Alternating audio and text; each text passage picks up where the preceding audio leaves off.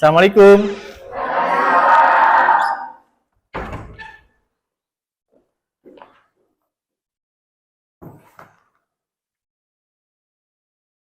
Ya, bagaimana anak? Apa kabarnya hari ini? Semangat pagi? Pagi. Kurang kompak. Semangat pagi? Pagi. Sekali lagi, yang semangat ya. Semangat pagi? Pagi. Bagaimana kabarnya hari ini? Alhamdulillah. Baik ya. Sebelumnya, Bapak akan sedikit memberikan pengajaran tentang masalah materi hari ini. Dan sebelumnya Bapak pengen tahu dulu nih. Coba berdiri semua. Pakaiannya harus dirapihkan dulu. Ya. Dan sampah yang dibawa harus dibuang dulu. Ada sampahnya? Ya, silakan dibuang dulu, dibersihkan sampahnya, keluar. Dibuang dong, dibuang. Ya, silakan duduk lagi. Yang mau buang sampah silakan. Ya. Baik, sebelum kita mulai pelajaran, alangkah baiknya kita membaca doa ya, yang dipimpin oleh Saiful. Silakan dipimpin doa.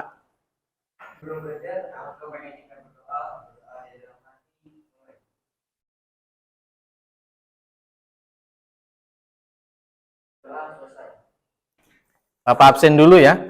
April, Aras, Cisa, Fikri, Jingga, Omala, Laila, Marwah, Monika, Nadiana, Naila,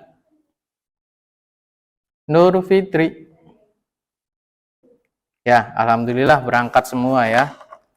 Dan sebelum Bapak bahas materi hari ini, Bapak tanya dulu materi yang kemarin ya.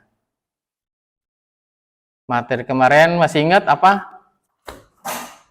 Masih ingat materi yang kemarin? Tentang apa? Kenapa kita harus hormat kepada orang tua? Karena beliau yang telah melahirkan kita dan juga merawat kita. Dan kenapa kita harus hormat kepada guru? Ya, itu ya. Jadi mohon diingat kembali bahwa hormat kepada orang tua dan guru salah satu hal yang wajib kita laksanakan. Baik, hari ini kita akan bahas tentang masalah penyelenggaraan jenazah ya. Sebelum kita bahas tentang masalah jenazah, Bapak akan jelaskan tentang apa yang akan kita bahas di dalam materi ini ya. Ada kompetensi dasar ya. Yang pertama adalah mengidentifikasi ketentuan dan tata cara perawatan jenazah sesuai syariat Islam. Yang kedua, menunjukkan sikap kepedulian sosial dengan hikmah dari perawatan jenazah dengan penuh tanggung jawab. Yang ketiga, menjelaskan kewajiban muslim terhadap orang yang meninggal dunia. Yang keempat, menganalisa ketentuan dan tata cara memandikan, mengkafani, menyolatkan, dan menguburkan jenazah. Yang selanjutnya, mengkritisi pelaksanaan perawatan jenazah yang berkembang di masyarakat. Memperagakan tata cara perawatan jenazah, memandikan, mengkafani, menyolatkan, dan menguburkan sesuai dengan ketentuan syariat Islam bersama kelompok. Nanti akan dibentuk kelompok ya untuk mempraktekkan atau ada yang namanya memprojekkan tugas ya. Selanjutnya, selain itu, apa sih tujuan dari pembelajaran ini? Yang pertama, peserta didik dapat menerapkan penyelenggaraan jenazah sesuai dengan ketentuan syariat Islam ya. Yang kedua, menunjukkan sikap tanggung jawab dan kerjasama dalam penyelenggaraan jenazah di masyarakat. Yang ketiga, menganalisis pelaksanaan penyelenggaraan jenazah yang tepat menyajikan prosedur penyelenggaraan jenazah ya. Baik, sebelum dimulai Bapak ada pertanyaan ya. Apa itu kematian? Ya, silakan Sepul. Ya, ada lagi? Ya, apa itu Fitri? Kematian itu adalah keluarnya roh dari manusia, Pak. Ya, terima kasih untuk jawabannya. Baik, dan sebelumnya silakan kalian isi pretestnya dulu. Yang sudah Bapak kirimkan ke HP kalian, silakan diisi sampai selesai. Kerjakan.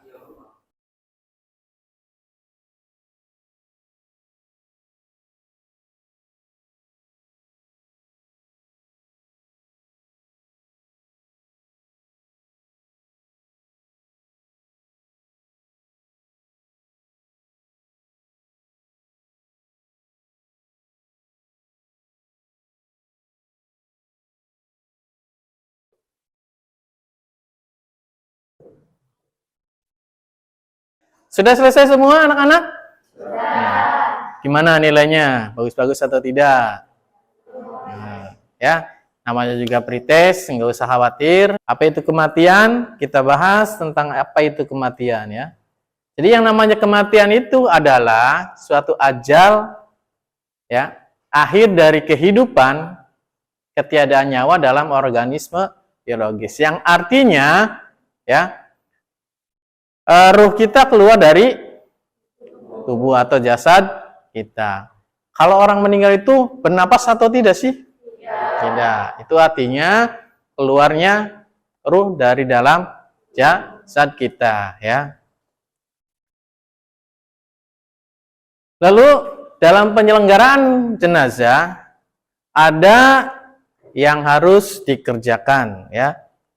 Ada beberapa yang wajib dalam pengurusan jenazah. Yang pertama adalah memandikan, yang kedua mengkafani, yang ketiga menyolatkan, yang keempat, yang kelima takziah. Apa sih takziah itu? Ya, takziah itu menghibur keluarga yang ditinggalkan. Ya, kita bahas tentang masalah memandikan. Lalu apa sih hukumnya dari penyelenggaraan jenazah itu? Ada yang tahu fardu kifayah itu apa? Oke, baik. Ada yang bisa menjawab apa itu fardu kifayah? Ya, silakan. Fardu kifayah adalah suatu kewajiban keagamaan yang apabila dilakukan oleh seseorang maka akan terhindar dari dosa, dan apabila tidak dilakukan maka akan berdosa semua. Ya, terima kasih atas jawabannya. Jadi yang namanya fardu kifayah itu ya,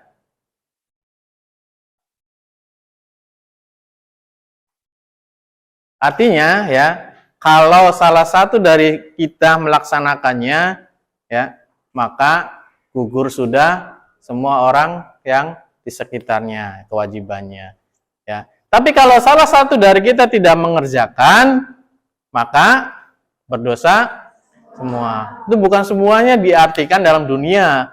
Dari yang namanya berdosa semua itu di lingkungan sekitarnya ya. Paham ya? Jadi itu yang namanya fardu kifayah. Makanya yang namanya pengurusan jenazah itu hukumnya adalah fardu kifayah. Artinya harus dikerjakan oleh salah satu atau sebagian daripada masyarakat sekitarnya ya. Jangan sampai pengurusan jenazah ini tidak dilaksanakan. Akhirnya mayatnya terbengkalai ya. Kita bahas tentang masalah memandikan jenazah ya. Memandikan jenazah itu jangan dianggap sebagai sesuatu yang hal yang biasa kalian lakukan mandi ya. Di dalam pemandikan jenazah ada beberapa syarat yang perlu diperhatikan. Yang pertama adalah air bersih untuk memandikannya ya. Air bersih itu apa sih? Air mengalir. Apalagi? Air dari sumbernya ya kan ya. Artinya tidak tercemar oleh barang yang najis ya. Yang kedua adalah air yang telah dicampur dengan daun bidara atau dengan sabun jika tidak ada sabun ya. Jadi kalau misalkan daun bidaranya tidak ada yang tahu daun bidara? Mungkin sekarang ini hampir tidak ada daun bidara, sedikit ya. Maka diganti dengan sabun ya. Kalau sabun banyak ya. Yang ketiga, air yang telah dicampur dengan kapur ya, yang dihaluskan. Yang keempat, gunting kuku. Buat apa sih gunting kuku? Memotong kukunya siapa? Jenazah ya. Yang selanjutnya alat cukur ya. Terus sarung tangan jika diperlukan ya. Selanjutnya tempat mandi yang tertutup. Kenapa tempat mandi saat kita memandikan jenazah itu harus tertutup? Karena aurat. Yang boleh melihat aurat itu siapa? Dari keluarganya ya. Yang selanjutnya adalah handuk. Ini bukan handuk yang kalian sering pakai. Artinya handuk ini harus dengan kain ya. Terus yang terakhir adalah sisir ya. Syarat jenazah yang dimandikan adalah sebagai berikut. Yang pertama, beragama. Pak, boleh enggak sih kalau bukan agama Islam? Kalau misalnya kalian ini orang Islam memandikan jenazahnya orang Kristen, boleh enggak? Ya, beda karena orang Kristen belum tentu dimandikan ya. Kalau Islam ya harus dimandikan. Yang kedua, didapati tubuhnya walaupun hanya sebagian. Oh, bagaimana sih kalau misalkan jenazahnya itu kecelakaan ya, tubuhnya tidak utuh?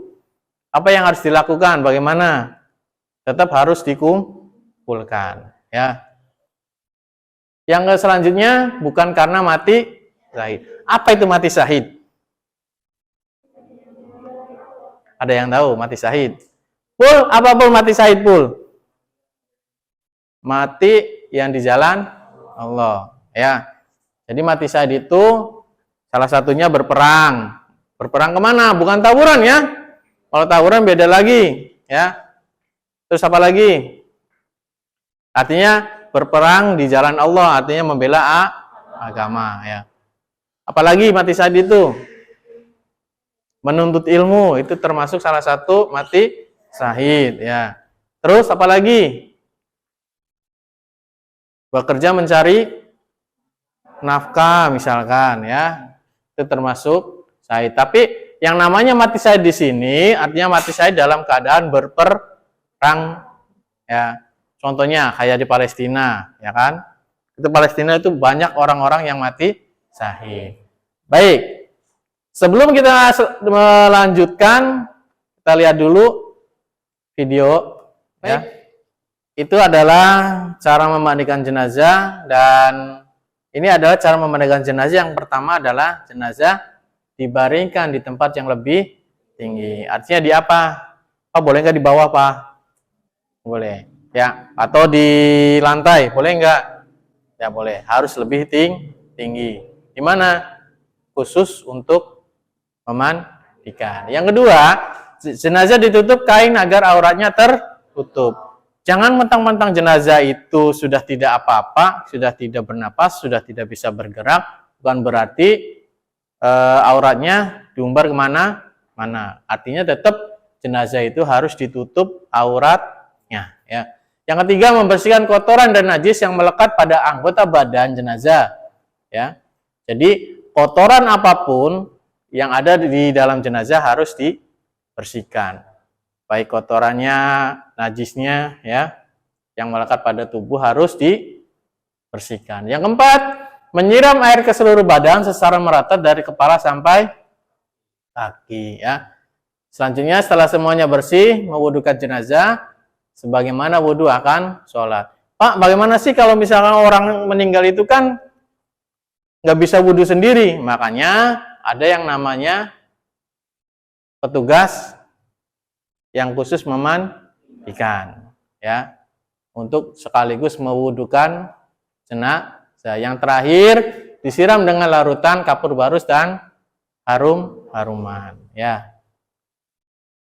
Setelah video tadi kalian lihat, apa yang diambil kesimpulannya? Ya, Silakan kalian tulis kesimpulan. Baik, kita perhatikan lagi di sini. Ada beberapa orang yang berhak memandikan jenazah tadi. Jadi bukan sembarangan saja yang bisa memandikan jenazah. Ya, yang pertama, keluarga yang mengetahui tata cara dan mampu memandikan jenazah. Kalau misalkan keluarganya tidak tahu tata cara memandikan jenazah, dengan siapa? Kalau orang di desa dengan namanya lebih, ya, lebih mayit, ya.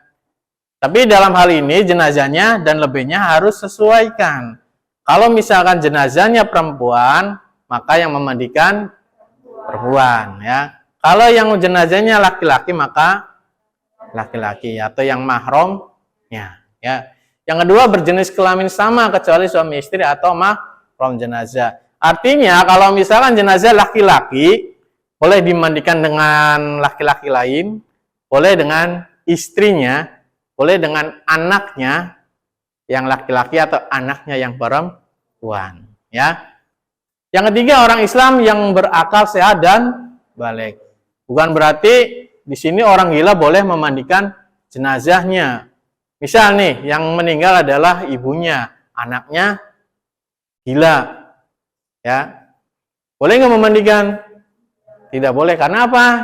Harus berakal sehat, ya. Yang terakhir, dapat menjaga kerahasiaan jenazah. Jadi kalau misalkan jenazah itu memiliki misal atau luka di bagian tubuhnya atau yang lainnya, atau bahkan mungkin ya luka yang tidak tahu orang lain tahu, jangan diberitahu, harus dirahasiakan, ya. Pada kewajiban sholat jenazah kita simpulkan, ya, kewajiban sholat jenazah menjadi sunnah setelah ada sebagian orang yang mengerjakan, namun tidak ada yang mengerjakan, maka kewajibannya menunaikan berdosa jika tidak ini termasuk salah satu yang namanya pengertian daripada fardu kifayah, ya. Salah satu kewajiban tersebut adalah menyelenggarakan jenazah. Menyelenggarakan jenazah adalah suatu kegiatan yang dilakukan terhadap seseorang yang telah meninggal dunia. Bagi umat Islam, penyelenggaraan jenazah terdiri atas memandikan, mengkafani, menyolatkan, dan menguburkan, ya. Ditambah lagi dengan takziah, ya.